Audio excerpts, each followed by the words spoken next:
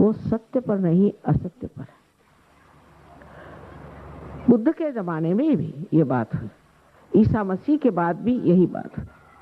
ईसा मसीह के जो असली शिष्य थे वो भाग खड़े हो गए और वहां एक गलत आदमी, पॉल नाम के आदमी ने सब ठिकाना लगा दिया। इसी प्रकार बुद्ध धर्म में मध्य मार्ग को छोड़ करके लोग कोई लेफ्ट को गए, कोई राइट को गए। जो राइट को गए वो यही हो गए जो कुछ खाना नहीं, पीना नहीं, कांटों पर सोना, और इतने क्रोधी कि उनके पास आप जाइए तो लगे कि कोई ओवन यहाँ जल रहा है, और अगर बात भी करना हो तो दूर से ही बात करिए, नहीं तो एक झापड़ी मार देंगे आपको। इसको कहते हैं एस्केटिसिज्म। इसकी कोई जरूरत नहीं है। वो बुद्ध ने तो इसलिए किया था कि उस वक्त काम की जरूरत थी, कार्य की जरूरत थी, और दूसरे हुए वो तांत्रिक बने घूम रहे हैं। मैंने सुना दिल्ली में बहुत से तांत्रिक घुसे हुए हैं और सब लोग इन तांत्रिकों के चरण सेवा कर रहे हैं, लेकिन जब ये चरण सेवा उनको प्राप्त होगी तब उसके जो परिणाम होंगे वो आप लोग उठा नहीं सके। इन तांत्रिकों से भी बहुत ज्यादा जकड़ हो गई है। इन सब से बच के रहना चाहिए। ऐसी ऐसी ये बीमारियां फैलाते हैं, ऐसी ऐसी तकलीफें देते हैं, क्योंकि सारे में पैसे का तो अनुभव है। सबको पैसा चाहिए। 100 रुपया यहाँ रखिए, 200 रुपया आप रखिए, 1000 रुपया आप रखिए, तो आपके माताजी के पास स्वर्ग में हम एक गाय पहुंचा देंगे। ऐसा कौन सा एरोप्लेन है भाई जो ऐसा कार्य करता है? पर हमारे यहाँ है। इस चीज का विश्वास हम लोग करते हैं और ऐसा कार्य हमने किया है। इस जकड़न से भी निकलना बहुत जरूरी है कि समझना कि सत्य में मनुष्य को आत्मा ही के रूप पर, आत्मा ही के ओर उतरना है। किसने नहीं कहा है काहे रे बन खोज न जाई, सदा निवासी सदा अलेपा तो है संग समाई। कहे नानक बिन आपा चीन्हे, मिटे न बनक भ्रम की काई। जब आप आपा को चीनेंगे तभी आप खालिस होएंगे।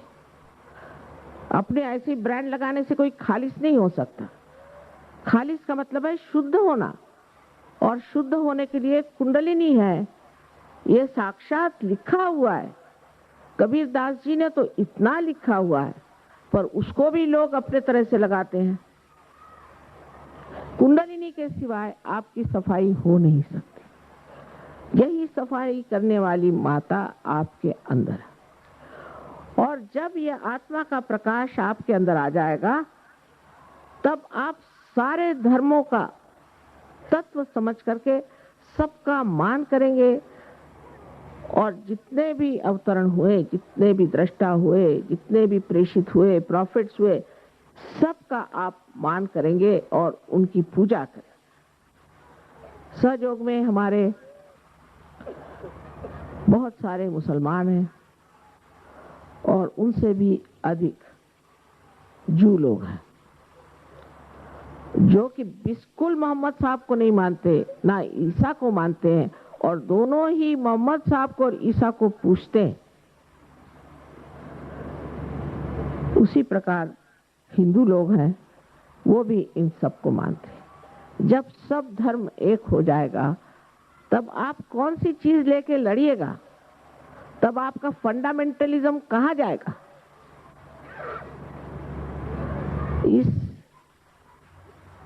आज के विशेष समय पर हम लोग जानते हैं कि पॉलिटिकल प्रॉब्लम तो दुनिया का गोर्बाचेव ने कम कर ही दिया, क्योंकि वो भी एक साक्षात्कारी पुरुष है। लेकिन जो ये फंडामेंटलिज्म का प्रश्न है वो सहयोग तोड़ेगा। बगैर सहयोग के ये प्रश्न टूट नहीं सकेगा। और मुझे कोई मार्ग दिखाई नहीं देता जिससे लोगों की दिमाग में ये प्रकाश आएगा कि सब धर्म एक तत्व पे उभे खड़े हैं।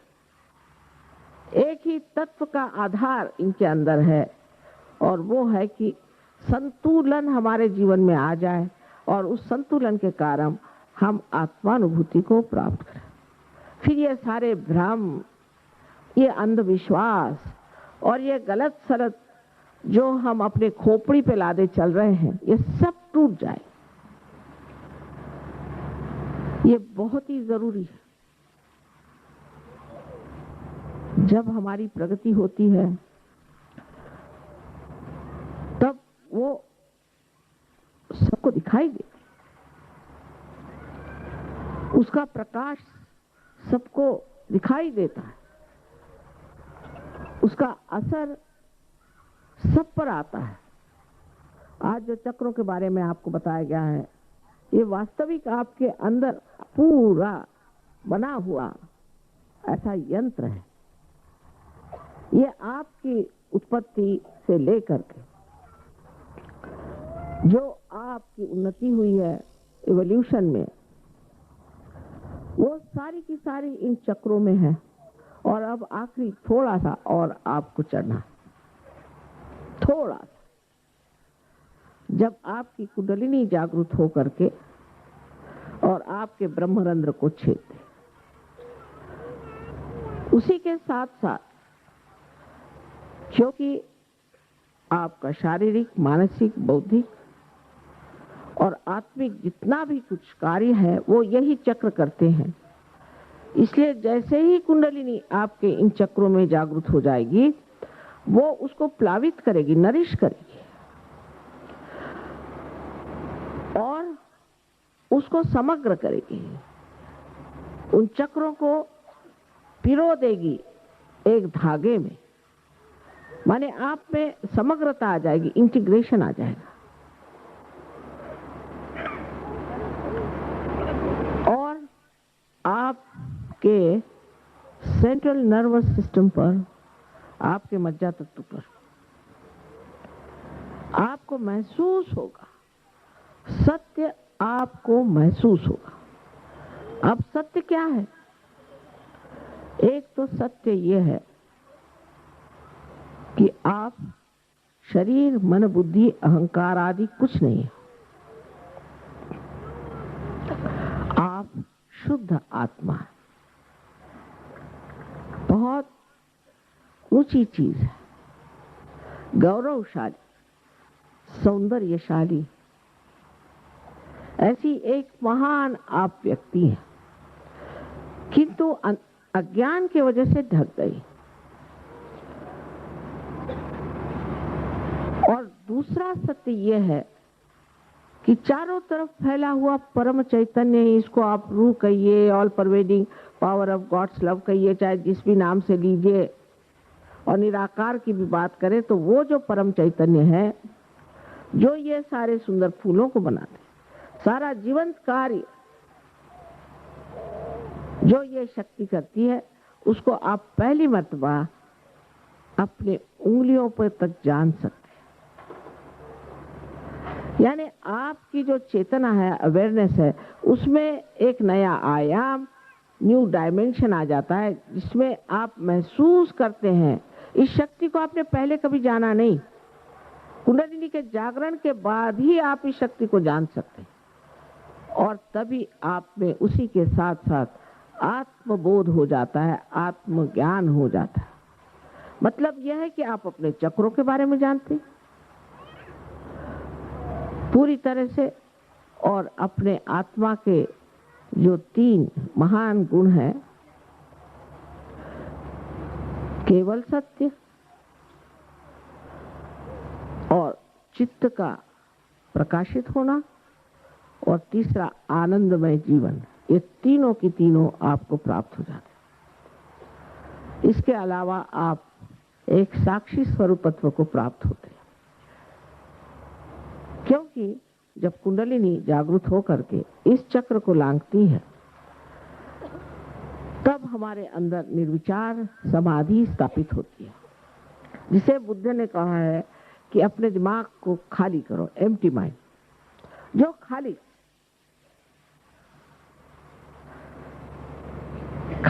कर दो, इस दिमाग को खाली करो, क्योंकि विचार जो है ये वर्तमान से और आते नहीं, आते कहां से है? भविष्य से, और या तो भूतकाल से, वर्तमान से आते नहीं। वर्तमान में आप आ नहीं सकते, प्रेजेंट में आप आ नहीं सकते। मैं अभी कह दूं कि आप प्रेजेंट में जाइए, आप जा नहीं सकते। और प्रेजेंट ही सत्य है, बाकी तो सब असत्य है, क्योंकि जो हो गया सो खत्म हुआ और जो हुआ नहीं वो मालूम ही नहीं क्या होने वाला है। तो जब ये कुंडलिनी इस चक्र पे आ जाती है तब आप निर्विचारता में आ जाते हैं, क्योंकि आपके दोनों जो यहाँ पर ईगो और सुपर ईगो दिखाए गए हैं, आपकी जो कंडीशनिंग है और आपका जो अहंकार है, ये दोनों की दोनों पूरी तरह से खिंच जाते। और फिर आपका जो ब्रह्मरंध्र है, जिसे कि हम तालु पर ब्रह्मरंध्र कहते हैं, वो खुल जाता है और खुलते ही साथ कुंडलिनी पार हो जाती है। ये सब कुछ बनाया हुआ है, बिल्ट इन है। जैसे आप यहाँ आए, अब देखिए इतने सारे यहाँ लाइट्स लगी हुई, तो भाई इसको जगाने के लिए वहां एक स्विच है, उसको दबाइए, सब हो गया। ये कैसे हुआ? क्योंकि इसमें बनाया हुआ है, सब आपके अंदर बना बनाया है। जैसे एक बीज में जितने भी इसके अंदर से वृक्ष आने वाले हैं और आगे भी आने वाले हैं, उसका सब नक्शा होता है। आप उस बीज को बस जमीन में ये माँ के सहारे कर दो, वो पनप जाता है। अब आपने क्या किया? आप क्या सर के बल खड़े हुए कि कुछ आपने उसमें दम लगाया कि आप हिमालय में गए? कुछ नहीं। इस पृथ्वी में ये शक्ति है, ये माँ है, इसमें आपने बीज लगा दिया, पनप गए। हम लोग उस पर कोई आश्चर्य नहीं करते, सोचते ठीक ही बात। उसी तरह ये एक उत्क्रांति की, रिवॉल्यूशन की जीवंत क्रिया है। आज हम अमीबा से इंसान बने, ठीक है, कैसे बने, किसने बनाया, किस तरह से बन गया, कोई हम विचार नहीं करते। इंसान बन गए, बस हो गया।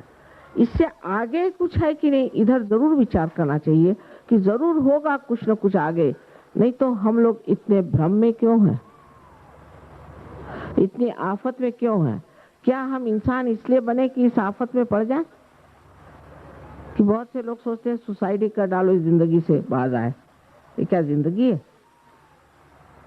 इस जिंदगी का अगर मजा ही नहीं मिलने वाला, मनुष्य जीवन का अगर आपको आनंद ही नहीं आने वाला है, तो ऐसे जिंदगी से तो बाज आए।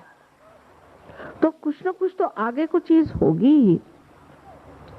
और वो क्या चीज है? वो है परमात्मा का साम्राज्य। उसको प्राप्त नहीं करना है, वहां आपको निमंत्रण, आप आइए, बाकायदा आपको बुलाया गया है। इसीलिए आप साधक हैं, इसीलिए आप खोज रहे हैं और इसीलिए आप प्राप्त भी करेंगे उस चीज को। इसी वक्त आपके अंदर एक और नया आयाम प्रकटित होता है, जिसे सामूहिक चेतना कहते हैं। सामूहिक चेतना का मतलब यह है कि जैसे आप अपने चक्रों को महसूस कर सकते हैं, उसी तरह आप दूसरों के भी चक्रों को महसूस कर सकते हैं। इतना ही नहीं, पर दूसरा कौन है? जब आप एक ही महामानव के अंग प्रत्यंग बन गए, इस उंगली से ये उंगली कोई दूसरी है, इस हाथ में कोई शिकायत होती है तो दूसरा हाथ आकर के उसे मदद करता है ना, फौरन। उसी प्रकार आप सब जागरूक हो जाते हैं उस महामानव, उस विराट में, उस अकबर में। और तब आपको आश्चर्य होता है कि अरे, ये हम सामूहिकता में कहां, सारी दुनिया आपकी हो गई। मैं जब रशिया गई थी, रशियन लोगों के लिए क्या कहें, हम सबसे वही अच्छे हैं। मैं आपसे कहूं, हम लोग धर्म के बारे में इतना जरूरत से ज्यादा जानते हैं कि कुंडलिनी काम नहीं करती। और रशिया में आप सोचिए, जहाँ पे धर्म के बारे में कुछ नहीं जानते, भगवान के बारे में कुछ नहीं जानते, और ना ही कोई वो इतना ज्यादा मटेरियलिस्टिक है, उन लोगों के लिए सहयोग इतना सरल है। एक एक प्रोग्राम में 16-16 हजार लोग आते थे और सारे के सारे पार हो जाते हैं और जमते हैं। उसकी इतनी इज्जत है उनको। हिंदुस्तान में पार हो जाएंगे, पर जैसे अपने फ्रीडम की हमें इज्जत नहीं, उससे भी कम इज्जत अपने सेल्फ रियलाइजेशन की, उससे भी कम हमें अपने आत्मानुभूति की। हम चिपके ही रहते तो भी वही चीजें करते रहते, और वो ऐसे जम गए। एक सिर्फ शहर तलियाती, वहां पर 22,000 सहयोगी हैं। एक दिन रशिया ऐसा देश बन जाएगा कि हम लोग कहीं नहीं रह जाएंगे। वही मंदिरों के चक्कर, वही मस्जिदों के चक्कर, वही गुरुद्वारे के चक्कर। अरे भाई, अस्पताल में जाने से आप ठीक हो जाएंगे? प्रिस्क्रिप्शन को पढ़ने से आप ठीक हो जाएंगे? दवा लीजिए, दवाई तो लेनी नहीं, प्रिस्क्रिप्शन ही पढ़े जा रहे हैं। वो लिख गए प्रिस्क्रिप्शन कि ये दवा लीजिए। अब कहे नानक बिन आपा चीने मिटे न भ्रम की काई, बस पढ़ते जाओ। उसे क्या भ्रम मिट जाएगा पढ़ने से? इधर कोई बाइबल पढ़ रहा है, उधर कोई कुरान पढ़ रहा है, उधर ग्रंथ साहब पढ़ रहे हैं, कोई कुछ पढ़ रहे हैं, कुछ खोपड़ी में तो जाता ही नहीं है। क्योंकि आपके अंदर आत्मा का जागरण नहीं। आत्मा के जागरण के बाद धर्म आत्मसात होता है, अंदर खिंचते जाता है। आपको आश्चर्य होगा कि लंदन के लोग तो आप जानते हैं ना, उनके दिमाग कितने कड़क होते हैं।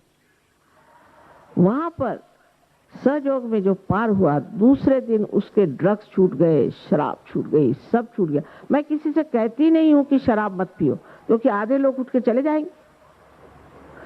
ये तो बहुत ही बुरी बात है कहना कि शराब मत पियो, सिगरेट मत पियो। बाप रे बाप, ये तो मैं कहती नहीं, आप ही छोड़ देंगे।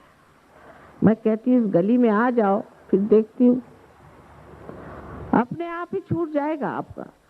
क्योंकि न कि आप उसे देखते हैं कि ये खराब चीज है, लेकिन आपके अंदर शक्ति आ जाती है, आप छोड़ देते। कुछ कहने की जरूरत नहीं, ये छोड़ वो छोड़, सब छोड़ के आप सीधे हो जाते हैं। नहीं, मैं कहती हूँ कि आप गुस्सा छोड़ो, गुस्सा ही भाग खड़ा हो जाता है आत्म साक्षात्कार आदमी से। तो इस अपनी शक्ति को हमें प्राप्त करना है, और इस शक्ति को प्राप्त करने के बाद आपको हैरानी होगी कि सारे संसार में हजारों लोग आज इस शक्ति से प्रकाशित हुए। ये कोई मेरी शक्ति नहीं है, यह आपकी अपनी शक्ति, आपकी माँ है। यह आपका अपना गौरव है जिसे आपको प्राप्त होना है। मैं तो सिर्फ जैसे कोई एक जला हुआ दिया होता है, वो दूसरा दीप जला देता है, इस तरह से मैं आपका दीप जला देती हूँ, फिर आप जलाते फिरिए। आप में यह शक्ति आ जाएगी कि आप दूसरों की कुंडलिनी जागृत करें, लोगों को ठीक करें, और ज्ञान का भंडार आपके अंदर खुल जाए, शुद्ध ज्ञान का। असल क्या नकल क्या आप फौरन पहचान लेंगे। आपके उंगलियों के इशारों पर कुंडलिनी चलेगी। ऐसी आपके अंदर शक्तियां हैं। अब आप कहेंगे कि माँ, पहले जमाने में तो एक आदमी कहीं पार होता था। वो जितने खोज रहे थे पहले जमाने में, वो सब आज यहाँ सामने बैठे हुए, और सबको ये पाना है। सिर्फ आत्मविश्वास होना चाहिए कि हम सब पार हो जाएंगे, और दूसरा निश्चय होना चाहिए, व्रत निश्चय होना चाहिए कि पार होने के बाद हम इसमें बढ़ेंगे, अग्रसर होंगे और अपनी पूरी वृद्धि कर लेंगे।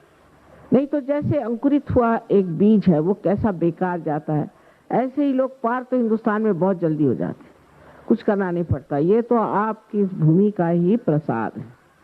मुझे तो बाहर इतनी मेहनत करती पड़ती है, यहाँ तो मुझे कोई मेहनत नहीं करनी पड़ती। हिंदुस्तानी आदमी एकदम से खट से पार हो जाता है, उसकी कुंडलिनी एकदम जागृत हो जाती। बड़े पूर्व पुण्यों के वजह से आप इस देश में पैदा हुए, बहुत पूर्व पुण्य के, इसलिए इस देश में आप पैदा हुए। और अब आप जानिएगा कि कितने जल्दी आपकी कुंडलिनी जागृत होती है। लेकिन फिर उसको आगे वृद्धिंगत करना, उसको बढ़ाना है।